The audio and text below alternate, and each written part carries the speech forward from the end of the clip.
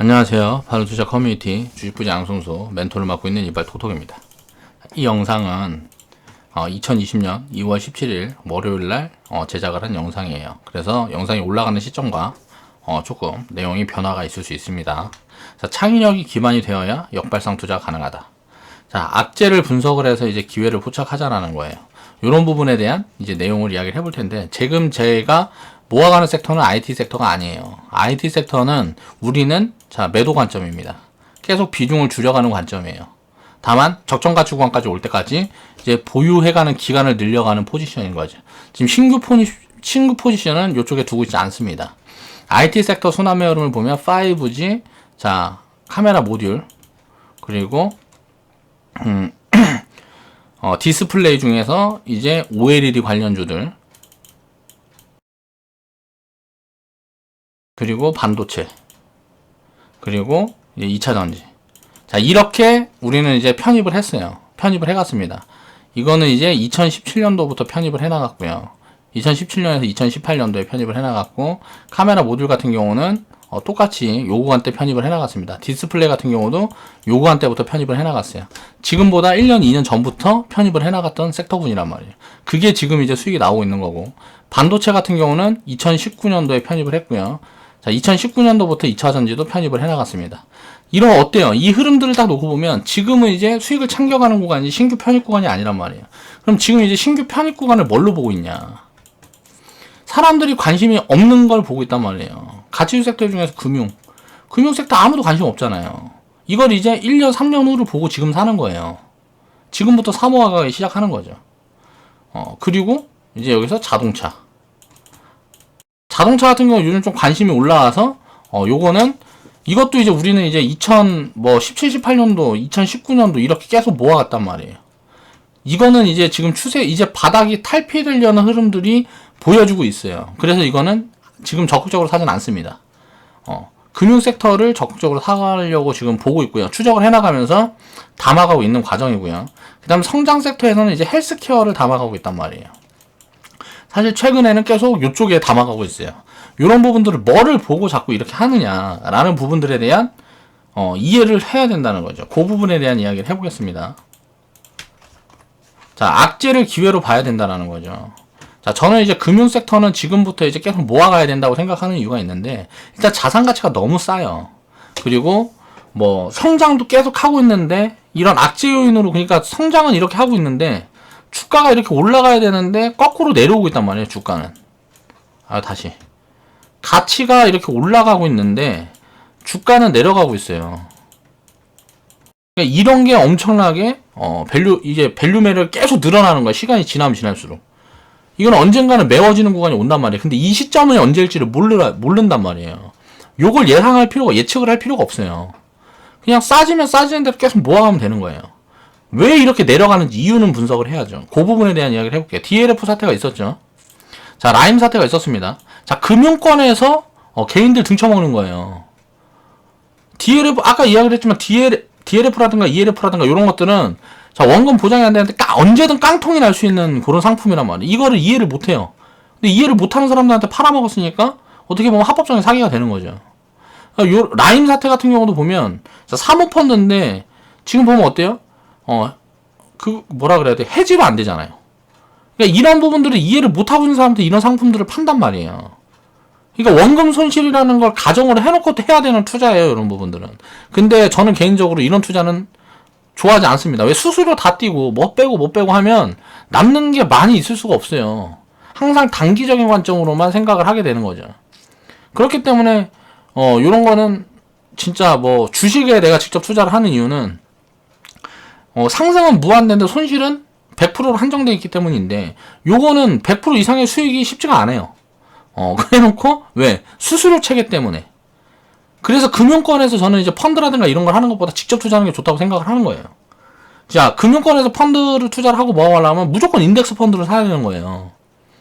요런 예를 들어서 어떤 이슈라든가 단기적인 파생 상품 같은 거에 이제 투자라는 건 굉장히 리스크한 겁니다. 근데 이런 게 터졌죠. 이런 게 터지면서 센티가 굉장히 안 좋아졌단 말이에요. 사람들이 심리적 요인이 굉장히 안 좋아졌어요.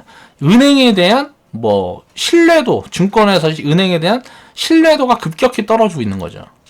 그러면서 센티가 굉장히 안 좋아지고 이런 게 뉴스로 계속 나오니까 언론에서 계속 보도되니까 큰일 난 것처럼 떠드는데 사실 금융사들이 여기서 더 벌어들인 돈이 엄청난 거예요. 그때 보니까 뭐 2조를 벌었는데 여기에서 뭐 여기 뭐 이런 위험 상품을 팔아갖고 수수료를 챙긴 게 2조 정도 되는데 배상을 하면은 얼마나 해줄 것 같아요. 여기서 뭐 200억 해주고 500억 해주고 그런다고. 자, 2조 이익을 내고 요거 배당을 해주면, 요거 배상해주면, 깡통난 사람들한테 요거 배상해주면 얼마나 이익이 큰 거예요. 근데 이게 리스크냐고. 요런 부분들이 많이 팔렸다는 것 자체가 엄청나게 이익을 확대시켜 놓은 건데 이거 리스크가 아니라는 거죠. 제 기준에서 보면. 자, 밸류를 분석을 해보세요. 이보다 좋을 수는 없습니다. 자, 은행에서 예를 들어서 이렇게 됐다 그래서 나라에서 강하게 막 이렇게 제재를 할 수가 없는 게 은행을 다 망하게 만들어버리면 어떻게 될까요? 뭐 뱅크런 사태라든가 이런 거 벌어져버리면 작살 나는 거잖아요. 이런 심리를 만들 수가 없기 때문에 시중은행들을 강하게 압박을 할 수가 없어요. 정부에서도. 이런 부분들을 이해를 해야 됩니다. 그러면 이런 것들은 그냥 지나가는 리스크인 거예요. 그러니까 지나가는 단기 리스크라는 거죠. 제가 판단했을 때는요. 자, 기업들의 지금 은행주들을 보면 매출이라든가 꾸준히 상승을 하고 있고 이익도 계속 늘어나고 있어요. 근데 주가는 거꾸로 가고 있단 말이에요. 이건 장기적으로 굉장히 좋은 기회가 오고 있다라고 생각을 하시면 돼요. 밸류 매력이 은행주들이 뭐 상승력이 100%, 150%, 200% 보여진다는 거는 저는 거의 뭐 진짜 역사적인 저점에 와 있는 게 아니냐라는 생각도 해봅니다. 그러니까 2008년도나 뭐 이럴 때처럼 그런 리스크가 만들어지지 않는 이상은 굉장히 싸다라는 거죠. 자, 장기적인 희망 퇴직을 또 진행 중입니다. 점포 문 닫고 온라인 시장으로 빠르게 움직이고 있죠. 이게 왜 그럴까요? 자, 핀테크 시장이 성장을 하고 디지털 화폐로 전환이 시작되고 있다고 생각을 하시면 돼요. 그러면 어떻게 될까요? 자, 점포문을 계속 닫으면서 줄이고 있죠. 비용을 계속 줄이고 있는 거란 말이에요. 그리고 구조조정을 계속 하고 있어요. 단기적으로. 자, 구조조정을 하게 되면 어떻게 돼요? 자, 뭐 희망퇴직을 받고 뭐하고 하면 퇴직금 같은 거 정산해줘야 되고 뭐 이런 거 해갖고 이익이 단기적으로 출렁거릴 수 있겠죠. 그렇지만 이건 어때요? 단기적인 이슈예요. 그리고 이거를 이제 재무에 반영을 할 때 나눠서 반영할 거란 말이에요. 그러면 장기적으로는 어때요? 당연히 수익 흐름은 좋아지겠지. 들어가는 비용을 줄이니까. 그리고 시장은 확대된다는 거죠. 뭘로? 자, 핀테크 4차 산업 마찬가지예요. 금융 섹터에도 4차 산업 모멘텀이 붙어 있다고 생각을 하시면 돼요. 자, 기존에 점포에서 하던 것들은 비용이 예를 들어 점포를 운영을 하면 우리가 생각을 간단하게 해보면 자, 1억을 들여갖고 예를 들어서 1억 5천만 원을 번다고 생각을 해봅시다. 근데 점포를 줄여요. 그럼 어떻게 될까요? 점포를 줄이면 자, 비용이 7천만 원으로 줄어드는데 자, 요런 이익들은 어때요? 늘어나겠죠. 뭐 2억 이렇게 늘어난단 말이에요. 그럼 요런 데서 이제 성장률들이 나온다는 거예요. 금융 섹터는 요런 부분들에 대한 포커스를 두고 보면 지금 굉장히 매력적인 구간이다라고 생각을 하는 거죠. 이 악재가 있기 때문에 엄청나게 싸진다는 거예요. 그럼 이게 지금 주가가 올라가고 하는 게 상관이 없다라는 거죠. 결국은 자산 가치가 계속 올라가는 거니까. 거기다 배당은 늘리고 있죠. 최근에 보면 KB금융 같은 경우는 어때요? 자, 주식 소각도 하고 있죠. 전 영상에서 이야기를 했던 것처럼 뭐예요? 주식 소각을 한다는 건 뭐예요? 주식을 사서 소각을 하고 있어요. 자산을 줄인다는 거죠. 가진 자산을 배당을 늘리고 주식을 소각하고 하면서 자산을 줄여. 그럼 어떻게 돼요? 자, 성장률이 올라간다고. 그리고 어때요? 이 배당은 내 돈으로 들어오는 거잖아. 회사 자산을 나눠주고 자, 주식을 소각하면서 자, 성장률을 끌어올리는 노력들을 하고 있단 말이에요. 이런 부분들을 다 따라가고 있어요. 은행들이. KB금융만 하고 있는 게 아니고 전부 다 따라가고 이게 확대될 거란 말이에요. 왜? 외국계 자본들이 우리나라는 은행이 한국은행은 이제 우리은행이나 정도밖에 없습니다. 전부 외국계 은행이에요. 자, 외국계 자본들이 계속 요구를 합니다. 돈 더 내놔. 그럼 어때요? 돈 더 주려니까 사람 잘라서 돈 더 줘야 돼요. 이 주주한테 돈을 더 줘야 돼. 왜? 얘네들이 실력 행사를 하는 거니까. 그러면 야, 이거 막 반대로 이야기하면 사람들은 막 이렇게 얘기를 해요. 야, 직원 잘라갖고 이익 늘려갖고 돈 많이 갖고 간다. 나쁜 새끼들이라고 얘기를 하는 사람들도 있어요. 그건 진짜 금융을 이해를 못하는 무지한 사람들이란 말이에요. 그럼 우리나라에서도 해외에다 공장하고 싸게 인건비 써가지고, 예? 우리나라로 돈 갖고 오고 뭐하고 하면 다 우리나라 뭐 기업들 나쁜 놈들이게? 그러니까 그건 말도 안 되는 소린 거고, 이게 당연한 거라는 거죠. 야, 니네 돈이 왜 이렇게 많아? 배당 더해. 현금 그거 갖고 있어서 뭐해? 주식 사서 소각해. 이런 거 계속 하고 있단 말이에요. 이제 은행들이. 거기다 이제 국민연금도, 요런 부분에 대해서 계속 이제 요구를 늘려가는 그런 부분들이 확인이 되고 있죠. 그러니까 자산주들이 부각받는 시각이 올 겁니다. 근데 이제 철강 섹터라든가 요런 데들은, 사이클 산업이기 때문에 굉장히 커요. 변동이 큰데, 금융산업이라든가 이런 부분들은 쉽게 말하면 부채가 터지지 않는 이상 굉장히 안전자산에 속한다라고 생각할 수가 있다는 거죠. 그러면 계좌에서 베이스를 깔기는 굉장히 좋아요. 매년 뭐 배당은 할 거고, 이게 비중을, 자, 수익을, 예를 들어 성장주 섹터에서 수익이 많이 나오고 계신 분들 같은 경우는 수익을 덜어서 계속 옮겨가면 연마다 배당이 계속 늘어나는 거죠. 자, 그럼 그런 복리 효과를 가속화시킬 수가 있고, 나중에 자, 차익 구간이 나오게 되면 그 부분은 또 그대로 자, 이익이 또 늘어나는 부분들이 나오니까 이런 악재 구간들이 있을 때 굉장히 좋은 기회다라고 저는 개인적으로 생각을 하고 있습니다. 그래서 남들이 관심을 안 갖고 있을 때 지금 계속 빠진다 그래갖고 사람들 죽으려고 그러죠. 그런 공포를 사야 되는 거예요. 그런 심리적 불편함을 사는 거죠. 장기적으로 보면 굉장히 좋은 기회가 된다. 자, 코로나가 만들어준 기회. 요거는 이제 항공여행 섹터. 저번에도 제가 영상에서 한번 언급을 한 적이 있었는데, 일본 수출 규제로 인한 여행 불매운동, 중국 코로나 질병 이슈로 인한 뭐 사상 최악의 구간이 아닌가라고 생각을 합니다, 개인적으로. 뭐 IMF 때보다 더 힘들다 그러죠. 항공여행 산업 전체가 망할까? 우리가 생각을 해볼게요. 항공산업이 망하게 되면 어떻게 될까요? 우리나라는 골 때리는 상황이 되겠죠. 그러면 결국 이게 문제가 생기고 뭐 하면 정부에서 개입이 들어갈 거예요. 어떤 부양책을 준다든가 뭐 여러 가지가 있겠죠. 또, 자, 항공산업의 항공비를 낮추고 뭐하고 하기 위해서 막 LCC라든가 뭐 요런 것들 계속 허가를 내주고 막 했단 말이에요. 그 부분들에 대해서 이제, 정부에서 어떤, 뭐가 들어갈 수 있죠. 그리고 기업들도 새로 이쪽으로 투자를 하려는 자금들이 줄어들 거고. 그렇다 보면 이제 자연적으로 치킨 게임이 거의 마무리되는 그런 흐름을 갈 수가 있고요. 또 항공사들이 많이 합병 이슈가 많이 붙을 수 있어요. 인수합병 이슈가. 이렇게 굉장히 안 좋을 때 이 항공산업 같은 경우는 허가를 받기가 굉장히 어렵기 때문에 기존에 이렇게 운영하고 있는 기업을 매입하는 게 대기업들에서는 굉장히 좋을 수가 있겠죠. 그래서 어떻게 보면 저는 대기업들이 좀 이런 데를 사주고 뭐하고 하면 좋을 것 같은데 아직은 그런 뭐 포지션들이 보이지가 않아요. 그렇지만 장기적으로 보면 좋지 않을까 싶은 거죠. 그러니까 여행 같은 경우도 이 이슈로 인해서 줄어든 거지 장기적으로 여행에 대한 수요는 계속 늘어나고 있죠. 과거에는 이제 우리나라에서도 보면 20년, 30년 전만 해도 해외여행 그렇게 많이 안 갔던 걸로 저는 기억합니다. 근데 지금은 뭐 해외여행도 엄청나게 가고 우리나라도 많은 나라에서 이제 놀러 오고 하죠. 이런 부분들은 앞으로 더더 확대가 되겠죠. 점점 확대가 될 수밖에 없는 거죠. 은퇴 인구가 많아지고 자 고령화로도 또 연결이 될 수 있다라고 보는 거고요. 그러면 이게 1, 2년, 3년 후에 놓고 보면 자 일본 수출 규제로 인해서 완전히 감소가 되고 자 이런 질병 이슈로 인해서 감소가 되고 그러니까 뭐 최악의 국면을 맞고 있는데 이것보다 더 안 좋아질 수가 있느냐 이거예요. 이런 관점으로 놓고 보면 좋은 포지션이 아닐까라고 생각이 된다는 거죠. 4차 산업 시대로 접어들면 이제 반도체 수요는 계속 증가를 하고 있죠. 자, 향후 2, 3년은 좋지 않을까. 그러면 향후 2, 3년은 자, 운수사업부가 성장을 할 수가 있겠죠. 자, 여기에서 포인트는 요쪽을 잡고 있는 게 뭔지를 봐야죠. 대표적인 거.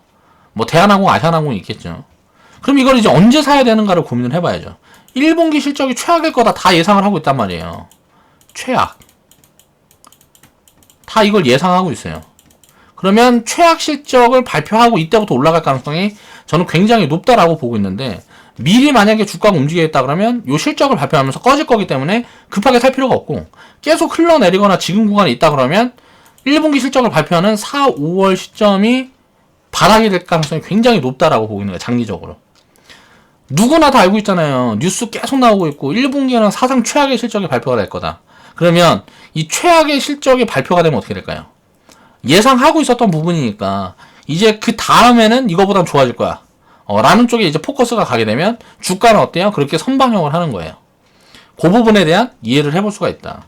장기적으로 1, 2년 후가 지금보다 나빠질 수 있을까에 대한 포커스를 둬야 된다는 거죠. 개인적으로는 확률적으로 지금보다 나빠지기는 어렵다고 생각을 합니다. 중국 같은 경우도 자 사드 이슈부터 일본 수출 규제, 그 다음에 중국 코로나까지 이어지면서 2년 3년 동안 굉장히 안 좋은 구간이 있었던 거예요. 자, 이런 부분들이 해소가 되는 건 뭐예요? 또 시진핑이 방한을 하게 되면, 시진핑이 한국에 방한을 하게 되면 이 한알령에 대한 이제 이슈가 해소되는 흐름들이 이제 만들 수 있단 말이에요. 자, 코로나 질병 이슈가 있기 전에 중국인 관광객이 사상 최대를 또 찍었었어요. 이 코로나 이슈가 있기 바로 전에. 그러면서 뭐 화장품 섹터도 올라가고 뭐하고 막 했었잖아요. 그럴 때 이 질병 이슈가 터지면서 이제 작살이 났었던 거죠. 근데 화장품 섹터나 이런 것들은 이제 밸류 매력이 지금 없고, 저는 항공 여행 산업처럼 구조가 단단하다고 생각하지도 않아요. 이미 중국 기업들이 많이 진출해 있고 하기 때문에 거의 뭐 화장품 섹터는 원료 기업 정도만 봐줄 수 있을 것 같은데, 이 항공이라든가 여행 산업 같은 경우는 구조적으로 우리나라에서 운행되는 부분들에 다른 나라 항공사가 들어온다는 게 쉽지가 않다는 말이에요. 거의 뭐 나라에서 허가도 안 내줄 것이고, 이거 어떻게 보면 독점적인 구조를 갖고 있는 부분들이기 때문에 이런 산업 쪽은 굉장히 장기적으로 좋게 볼 수가 있다. 그러면 지금 이 악재가 있는 부분들, 뭐 이런 뭐 코로나라든가 일본 수출 규제, 사드, 이런 악재를 다 반영한 지금 구간이 장기적으로 굉장히 좋은 매수 포지션이 아니냐라고 볼 수가 있다는 거죠. 틀리면 말고. 자, 강력 추천하고 뭐 그런 거 아닙니다. 그냥 내 생각이 이렇다는 거예요. 요걸 보고 야, 또 항공주 샀는데 너 때문에 이 새끼야 뭐 나 망했어, 이런 소리 하시면 안 돼요. 이 영상 보시는 분들은 스스로 판단해야 하세요. 근데 저는 요런 부분들의 포인트를 둬서, 자, 일단 회원분들한테 추천 사인은 나갈 거예요. 결과가 어떻게 되든지 간에 요런 부분들에 대해 이제 한 번씩 생각을 해보라는 거죠. 그래서 금융 섹터, 항공 여행 섹터, 이거는 4, 5월. 금융 섹터는 지금부터. 저는 굉장히 좋을 거라고 생각을 하는 거고, 장기적으로. 그리고 나서 이제 헬스케어 섹터가 굉장히 좋다라고 보고 있는데, 헬릭스미스가 임상조사 이런 부분들을 발표를 했습니다. 이거를 저도 이제 계속 추적을 하고 보고 있었는데, 헬릭스미스를 살라고 본 게 아니에요. 저는 제가 관심 갖고 있는 바이오라든가 헬스케어 속도는 다 다른 쪽에 있어요. 다른 기업들인데, 지금 최근에 보면 이 센티가 굉장히 안 좋단 말이에요. 바이오 쪽 센티가 굉장히 안 좋은데, 임상만 했다 하면 전부 실패 소식만 계속 들리고 있죠. 이런 실패 소식들이 계속 나오면서 이거 바이오 이거 정상이 아닌데? 라는 어떤 그런 심리적인 요인들이 많이 작용을 하고 있단 말이에요. 헬스케어 전체적으로 이제 센티가 악화가 되면서 굉장히 좋은 기회가 왔다고 생각하고 있어요. 일단 의료장비 섹터, 그리고 제약 섹터는 밸류 매력이 엄청난 기업들이 많이 보여주고 있습니다. 밸류 매력이 좋은 기업들이 보여주고 있어요. 역사적으로 막 7년에서 10년 동안 제가 과거를 한번 분석을 해봤는데, 밸류가 지금처럼 매력적인 구간이 없었어요. 그러니까 거의 뭐 7년, 10년 만에 좋은 기회가 온 거 아니냐라는 생각이 들어요. 자, 호재 요인을 분석을 해보면, 테슬라 소프트뱅크 사례를 보세요. 테슬라 어떻게 됐어요? 그 무슨 뭐 테슬라 망하니 어쩌냐 하면서 예상했던 구간에 차를 뭐 5만 대 공급한다, 얼만큼 공급한다 그랬는데, 그 부분에 대해서 생산도 밀어주고 뭐하고 하니까 공매도 엄청 들어가갖고 다 죽여버렸잖아요. 그래갖고 막 뭐 이게 300불, 400불 하다가 이게 200불까지 빠진 다음에 여기에서 공매도가 엄청 들어가 있었는데, 주가가 움직이기 시작하죠. 그러다가 어때요? 공매도가 못 버티고 이제 뭐 해지를 하기 시작하면서 이제 900불까지 올라갔단 말이에요. 요런 것들이 헬스케어 섹터에서 나올 수 있다는 거예요. 소프트뱅크는 어때요? 자, 위워크 투자 실패니, 우버 투자 실패니 하면서 막 작살났다가 스프린트 합병 이야기 나오면서 어때요? 자, 또 날아가고 있죠. 이런 거예요, 항상. 기업 가치가 얼마인지는 모르지만 매물은 거진다 나온 거 아니냐. 이거를 왜 어떻게 보고 얘기를 하냐면, 이때는 어때요? 자, 유효 데이터 확보가 실패했다, 뭐 암물 혼용이 의심된다, 조사하겠다 하면서 임상 실패다 해갖고 막 점화한가 가고 막 이제 하락 폭락하고 나오고 했는데, 최근에 조사해보니까 또 똑같은 내용이란 말이에요. 약물 혼용인 줄 알았는데 약물 혼용 아니네. 자, 설계 실패인 걸로 보여진다. 그런데 이제 뭐 3A상에서 3-1 뭐 A상에서는 이런 설계 실패로 보여지는데, 그러니까 유의성이 입증되지 않았는데 3-A 뭐 1B상에서는 뭐 유효성이 입증된 그 데이터가 있기 때문에 그걸로 이제 재임상을 시작하겠다. 뭐 라는 식으로 지금 코멘트가 계속 하고 있단 말이에요. 자, 실패를 인정했다. 라는 부분에서 보면 어때요? 또 하한가 갈 만한 이슈예요. 근데 어때요? 주가는 안 빠지고 있다는 거예요. 생각보다 안 빠지고 있어요. 뭐 8만원, 9만원에서 지금 뭐, 그러니까 주가가 이렇게 뭐 20% 빠진 이런 게 중요한 게 아니고, 뭐, 회사가 망할 거다라는 식의 매도 물량이 없다라는 거예요. 그러니까 재임상은 회사에서는 뭐 4월, 6월 달에 이제 하겠다라고 보고 있는데, 헬릭스미스 같은 경우는 그러니까 악재 부분을 놓고 보면 뭐냐면, 지금 문제가 되는 게 뭐냐면, 임상을 계속 진행되고 뭐하고 올해 내에 진행하겠다 그러면 또 이제 2년이나 뭐 이렇게 걸릴 수가 있겠죠. 그런데 뭐가 문제냐면 돈을 어떻게 할 건데? 니네 돈이 얼마 있는데? 자, 투자금을 여기에서 또 새로 유치를 하고 뭐하고 하려고 그러면 여기 누가 투자를 해줄 건데? 요런 부분들에 대한 노이즈가 있을 수 있죠. 근데 생각을 해보면 3-1 비상에서 보니까 유효 데이터가 입증돼서 요런 걸로 뭐 데이터 뭐 확보하면 이제 FD에서 승인이 날 가능성이 높다라는 식의 뭐 이런 게 많더라고요. 저도 봤는데. 근데 이 결과는 어떻게 될지 모르는 거니까 확신할 수 없는데, 일단은 보면 팔 사람은 더 파는 게 아니냐. 바이오 섹터도 그렇게 보여집니다. 그러니까 바이오 같은 경우는 가치 판단할 수가 없기 때문에 매물이 얼마나 들어올 거냐, 뭐 이런 부분들을 놓고 봐야 될 것 같아요. 근데 헬스케어 전체적으로 흐름이 좋아지는 것들을 보면, 최근에 보면 삼성 바이오로직스라든가 이런 거 보면 어때요? 바닥에서 100% 이상 올라왔죠. 야, 바이오 센티가 이렇게 안 좋았는데 이때 당시에만 놓고 보면 이 올라온 종목들은 하나도 없었어요. 다 안 좋았단 말이에요. 이때 당시 이제 폭락 왔을 때, 이때 HLB 충격 있을 때도 마찬가지. 근데 HLB는 뭐 뭐 성공이다 발표하고 하면서 또 급등이 나오고, 또 삼바 셀트리온으로 순환매 들어가고, 최근에 또 치매 쪽 움직임이 보여진단 말이에요. 이런 분들은 뭐예요? 야, 이거 이제 다 개별 이슈로 반영을 하는구나. 그렇다는 건 뭐예요? 센티가 회복되고 있다라고 볼 수가 있다는 거예요. 그래서 장기적으로 놓으면, 섹터 전체로 놓고 보면 바닥에 근접한 구간이 아니냐 라는 생각이 전 들어요. 그래서 바이오 쪽도 저는 이제 비중을 한 5%에서 10% 정도는 섞어볼 구간이 왔다고 생각을 하고, 이제 의료 장비라든가 제약 섹터는 뭐 20% 30% 양껏 보여지는 거 그냥 다 담아놓으면 될 것 같아요. 그러니까 그런 부분들을 이제 생각을 해봐야 된다. 더 이상 무슨 뭐 나올 악재가 있냐.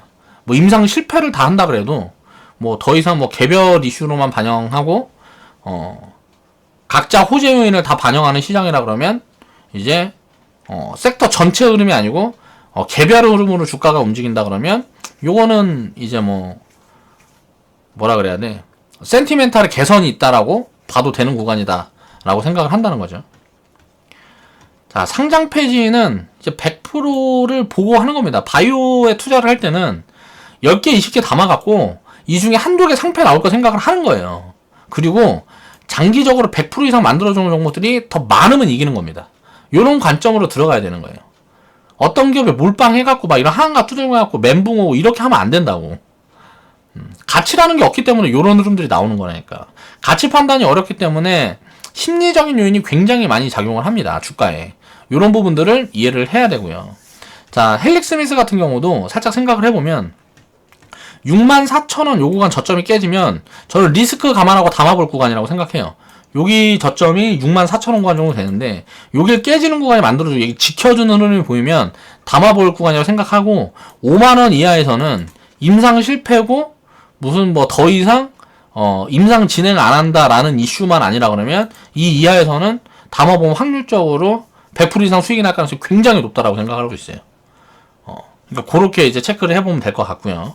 이제 다른 바이오 기업들은 저는 헬릭스미스는 사실 지금 근데 살 생각은 없는데, 다른 바이오 기업들, 이런 이제 헬릭스미스나 뭐 기존에 이제 많이 올라갔던 기업들 말고, 그거는 그동안 물려있는 물량이 너무 많아서 쉽게 막 이제 치고 올라가기는 어렵다고 봐야 되고, 그러니까 대형 호재가 있지 않는 이상 올라가지도 못하고 빠진 기업들이 굉장히 많단 말이에요. 바이오 기업 중에 제가 자꾸 강조하는 건 시총 5천억 이하 기업들 중에 3천억 이하 기업들 중에 신규 상장한 기업들이라든가 이런 기업들, 자 개별 이슈들을 좀 살펴갖고 골고루 사놓으면 이슈가 붙으면 그냥 뭐 한두 달 때려버리면 그냥 100% 나온다고, 지금 같은 구간에서는.